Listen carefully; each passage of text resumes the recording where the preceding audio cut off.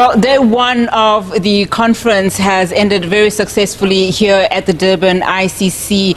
One of the things that has happened this year is that there were many firsts in terms of this conference. It was the first time that it's happening on the African continent, and also it's the first time that Nobel Peace laureates have been invited to be part of the discussions, very important discussions. On that note, I am joined by Nobel Peace Laureate 2014, Mr. Kailash Satyarthi.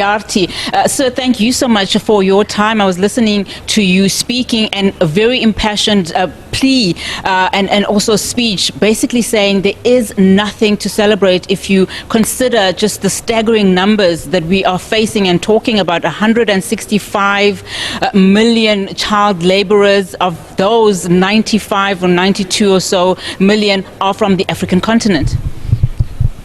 It's very unfortunate that this increase has happened before the pandemic.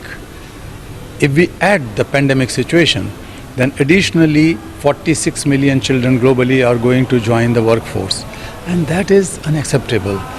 So no one can hide behind the wall of excuses or any kind of reasoning, because it was before pandemic. So it seems that we have deprioritized the issues of child labor and the most marginalized and vulnerable children in the world. Perhaps we have not been able to invest enough on the protection, health, education of children, or combination of these factors. We have lessened the political will, perhaps weakened the social mobilization and movement which can demand and hold the governments accountable.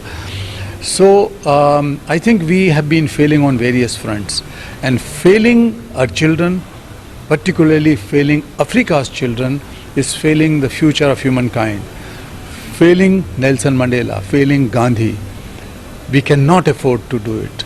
So we have to take bold, innovative and urgent actions, because they are all our children.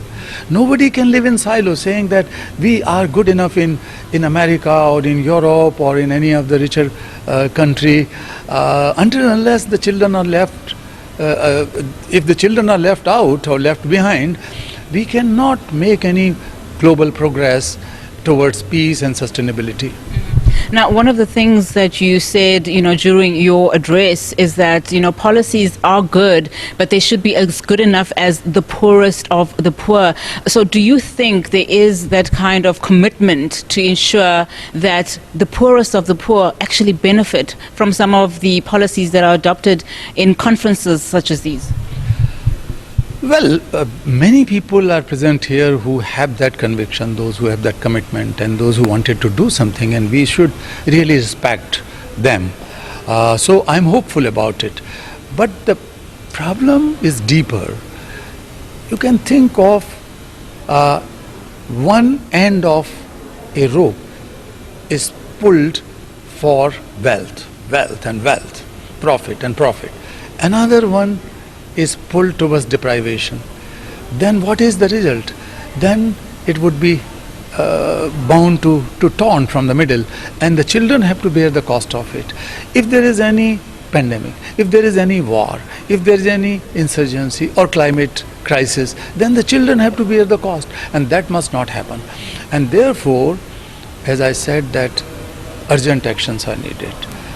And what is needed is a deeper sense of moral conviction, morality, because whatever is written, whatever is said is not really enforced. Not only the policies, but most of the commitments in the world, especially when it comes to the children and women who are marginalized in low-income countries. So that must not happen. And therefore we have created this group of laureates and leaders for children to become the strongest possible moral voice to speak on behalf of the marginalized children. And that is working, and you have seen that we have a session here now. Another thing I would say, that we have to have a feeling that these children are our children. I have met some children in West Africa who are working in the cocoa fields, and when I asked them, how do you like chocolate, as a curiosity, And those children, 13, 14, 15-year-old children who have scars and injuries on their bodies while working in the fields, they looked at each other and said, oh, we don't know what chocolate is. They have never seen chocolate. They have never tested chocolate. Is this the civilization? Is this the development? Is this the human right? No.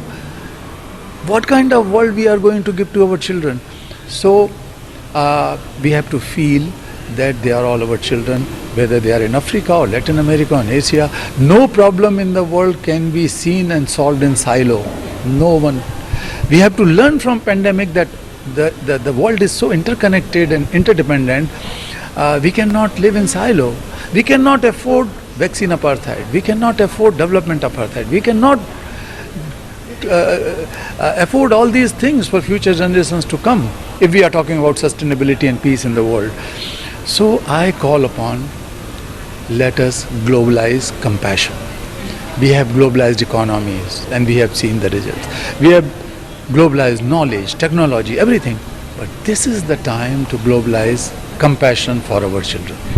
In fact, you talk about compassion, and one of the things that you mentioned was how you saved an 8-year-old girl, from child labor. I'm about to speak to some victims of child labor in a little bit, but what did she say to you that was so pertinent that you had to repeat it tonight? I have been trying to help children and freeing them, and this is like a divine work when I am able to rescue a child and hand her back to her mother's lap, who lost all her hope that the child can ever come back home. It's a work of God, and I feel that I'm freeing myself by freeing children. And in this particular case of Devali, who was born in a intergenerational slavery practice, and her grandparents were slaves, her parents were slaves, and she was slave. And at the age of 8, she was breaking the stones in a quarry. And when we freed her, she could not comprehend freedom. She was just looking here and there, and I was driving fast because these mafia could attack us and snatched away children. So this girl, when she saw the cars and roads and everything, somehow she got some confidence that she is free now. And then suddenly she put her hand forcefully on my back. I was driving and she was sitting in the corner. And then she shouted, in fact, in a challenging manner, "Oh man, why didn't you come earlier? Why didn't you come earlier?" Because she tasted freedom for the first time in her life. And I was in tears. That first time this girl had some sort of trust in the society. And I was so lucky that the trust has come through me. But this was not the question for me alone. And this was not the question raised by a girl alone. This is the question of 160 million children, to all the world leaders, to all the industrialists, business houses, all the religious and faith leaders and institutions, all the NGOs, all the trade unions, every one of us, that why didn't we go to help them as soon as possible with a sense of urgency? What stopped us? What stops us? We are not so poor. We can definitely do it if we have honesty and conviction to do. And it's perhaps that urgency that she seeks and that many others seek, that everybody's hopeful that, the target that this global conference has set for itself for 2025 to eliminate child labor needs to happen, and it needs to happen urgently because, like you say, we know what the problems are and we also know what the solutions are. Yeah. So keep on repeating the problems and keep on repeating the solutions. I was present in that conference which has conceptualized global conferences back in 1996 in Netherlands.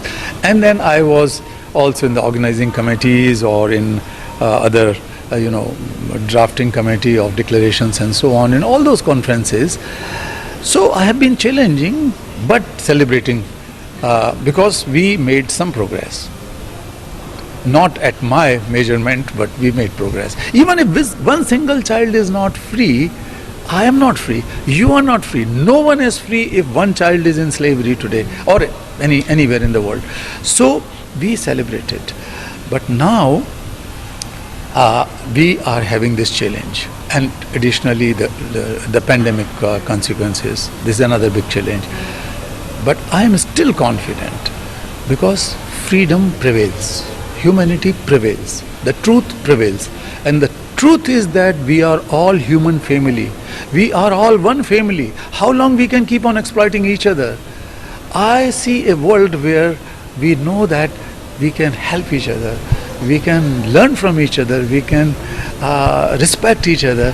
And that will happen one day. So it was an honor speaking to you. Thank you so much for your time. That was Nobel Peace Laureate 2014, Mr. Kailash Satyarthi.